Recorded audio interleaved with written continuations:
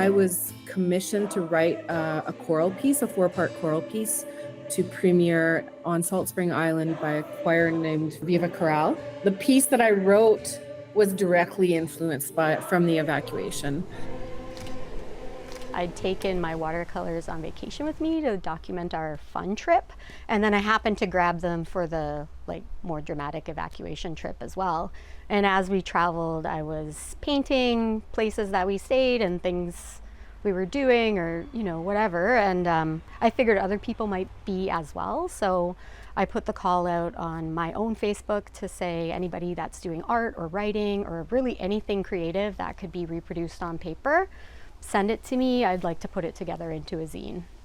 We were staying in accommodations with Maca, and I wasn't sure how I was gonna get back into all my beading because everything was lost, and my mom gave me a little bit of supplies to start, and the only thing that was on my mind really was the fire and everything that happens.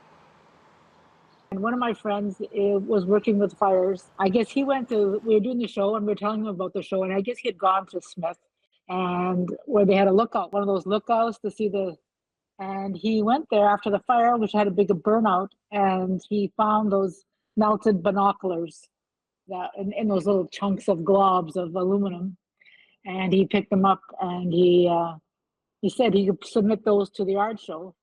It got a lot of conversations at the art show. In the piece, I talk about opening our minds and hearts to that connection, reminding ourselves about that connection to the land and water, how we see our brothers and sisters, all the animals, the birds, the fish, the land, the water, the rocks impacted by this climate crisis, and how we are responsible for that in that relationship. So I figured we were all experiencing something together, and I figured it might be a good idea to document that somehow. Thinking of everything that my kids went through and us, and trying to put that into a piece of artwork was emotional. Mm-hmm. I think I had a lot of emotions too, and there was a lot of discussion, and then I thought, talking with, some people like Fran and Dave, and say, we should do an art show. Let's see who's out there who wants to share work.